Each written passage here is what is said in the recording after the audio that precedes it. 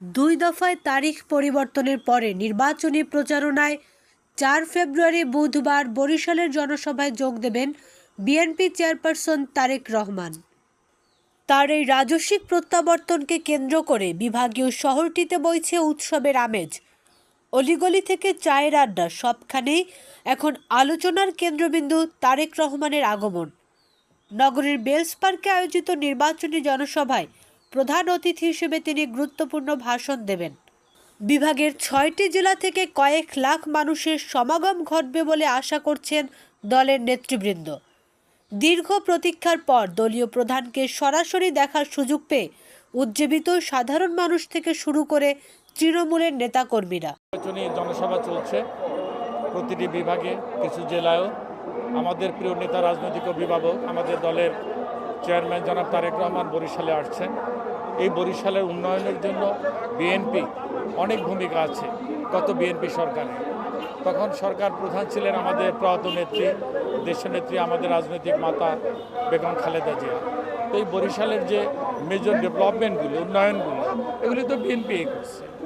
বরিশাল বিশ্ববিদ্যালয় করছে, এয়ারপোর্ট করছে, সো মেনি প্রজেক্ট এখানে ডেভেলপ করছে বিএনপি। তো আগামীতে এই এলাকায় যারা বিএনপি নেতৃবৃন্দ আছেন, যারা নির্বাচন করবেন, তাদের এলাকার কী কী সমস্যা, এগুলি নিয়ে অভ্যন্তরীণভাবে আলাপ আলোচনা করে আমরা সেটা হয়তো বা আমাদের মাননীয় চেয়ারম্যান মহোদয়ের কাছে উপস্থাপন করতে পারি। দেখেন, আমরা দেশটাকে এগিয়ে নিতে চাই।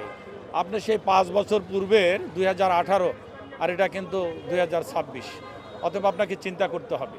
সময়ের বিবর্তনে রাজনৈতিক, কৃষ্টি, কালচার, বাংলাদেশের সেই একনায়কতন্ত্র, এটা তো সব কিছুই শেষ। এখন নতুনভাবে বাংলাদেশ গড়ার স্বপ্ন দেখছে এদের জাতি, জনগণ এবং আমাদের বিএনপির শীর্ষ নেতা। আমি মনে করি যে আইনশৃঙ্খলা রক্ষার যে আইনশৃঙ্খলার অবনতি হয়েছে বা আরও শক্ত করা দরকার। হ্যাঁ, আইনশৃঙ্খলা যদি আরও একটু শক্তিশালী হয় তবে ভালো হয়, তৎপর হয়, ভালো হয়। তবে এমনভাবে কোনো ডিক্রিজ ঘটেনি যেটা একেবারে মেনশনাবেল। বরং আপনি বলতে পারেন যে আমরা এই নির্বাচনী মাঠে নির্বাচন পরিচালনায়, প্রচারে কৃষ্টি, কালচার বিবর্জিত কিছু কথাবার্তা আমরা শুনতে পাচ্ছি। সেটা হলো যে এই নির্বাচনকে ঘিরে আমাদের ধর্মীয় সেন্টিমেন্টকে বিক্রি করার চেষ্টা চলছে, ব্যবহার করার চেষ্টা চলছে। যারা মুসলমান, আমরা ইসলাম শান্তির ধর্ম, এই ধর্মকে যারা বিক্রি করে, এরা কখনোই ইসলামের জন্য মঙ্গলকামী হতে পারে না, দেশের জন্য না, সমাজের জন্য না। বিভিন্ন জায়গাতে এই ধর্মকে নিয়ে বিভিন্ন রকম অপপ্রচার চালিয়ে সাধারণ মানুষদেরকে যেভাবে কনভিন্স করার চেষ্টা করছে, এই উপায়টা অত্যন্ত খারাপ এবং রাজনৈতিক এই কৃষ্টি, কালচার, এটা আসলে করা উচিত না এবং এটা চলতে দেওয়া উচিত। আপনারা জানেন, আমাদের প্রিয় নেতা শহীদ জিয়া, দেশনেত্রী বেগম খালেদা জিয়া সুযোগ্য উত্তরসূরি বিএনপি চেয়ারম্যান তারেক রহমান নির্বাচনী সফরে বরিশালে আসবেন। 4 ফেব্রুয়ারি সকাল 11টায় আমাদের সমাবেশ বেলস পার্ক ময়দান অনুষ্ঠিত হবে। বরিশাল বিভাগের নেতাকর্মীদের মধ্যে নির্বাচনের তো উৎসব যেমনি আছে, আমাদের মধ্যে আপনারা জানেন যে আমরা তারেক রহমান তিনি শিশুকালে বাবাকে হারিয়েছেন।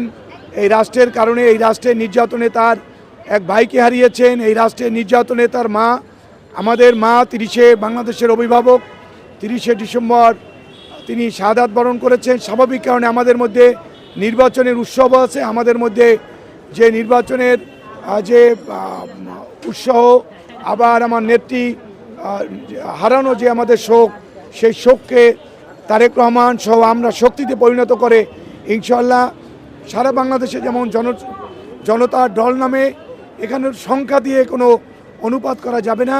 তারেক রহমানের জনসভা বাংলাদেশে রেকর্ড পরিমাণ মানুষ সম্পৃক্ত হচ্ছে। বরিশাল শহরে মানুষের সমাগম বাড়বে এবং 4 তারিখে ঐতিহাসিক একটি সমাবেশ অনুষ্ঠিত হবে, যে সমাবেশের মাধ্যমে বরিশালের মানুষকে তারেক রহমান যে উন্নয়নের যে আমাদের অঞ্চলে যে ঘাটতি রয়েছে, মানুষের চাহিদা আছে, একটি বহুমাত্রিক একটি হাসপাতাল নির্মাণ, আপনার ভোলা বরিশাল সেতু, বাংলা বরিশাল কুয়াকাটা 6 লেন উন্নতিকরণ, চরপোষণে একটি হাসপাতাল, বগায় লোহার সেতুতে বাউফলে একটি সেতু নির্মাণ, বাবুগঞ্জে একটি উপজেলা থানা, একটি উপজেলা হাসপাতাল সহ বরিশাল অঞ্চলে নদী ভাঙ্গন প্রতিরোধের জন্য স্থায়ীভাবে বেড়িবাঁধ নির্মাণ এবং হিজলা, মেহেন্দিগঞ্জ, বিশেষ করে হিজলা, মেহেন্দিগঞ্জ, মুলাদি, ভোলা, যেখানে বাংলাদেশ মানচিত্র থেকে বিচ্ছিন্ন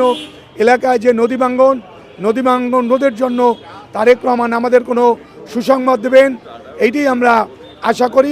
আমাদের এই বর্তমান চেয়ারম্যান তিনি মূলত বরিশালের মাটিতে যে আসবেন এটা আমাদের সৌভাগ্য। তাছাড়া এই বরিশাল বিভাগটাই হলো বিএনপির ঘাঁটি।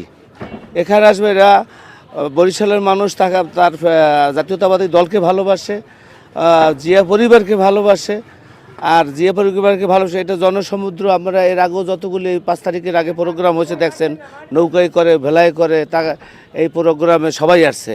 এই শুধু বিএনপির প্রোগ্রাম, বরিশাল বিভাগটাই হলো বিএনপির। এখানে তারেক জিয়া, খালেদা জিয়া, জিয়াউর রহমান এদের সবাইকে ভালোবাসবে এবং ভালোবাসার নির্দেশন শুনে দেখবেন লোকারণ্য হয়ে যাবে।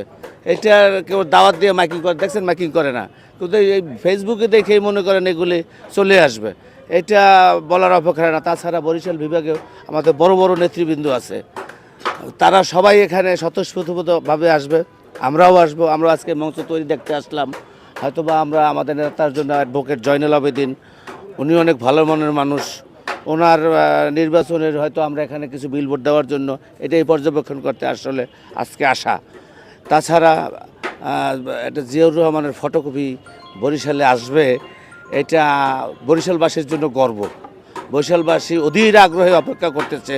আপনি অনুধাবন করেন, আমি মুলাদি থেকে আসছি এই পরিস্থিতি দেখার জন্য এবং এখানে কোনো ব্র্যান্ডিং করা যায় কি না সেটা দেখার জন্য আসছি। আমরা বিএনপি পরিবারের সদস্য, আমরা বিএনপির পরিবারের সাফল্য কামনা করি, জাতীয়তাবাদী দলের সাফল্য কামনা করি, বিএনপির সাফল্য কামনা করি।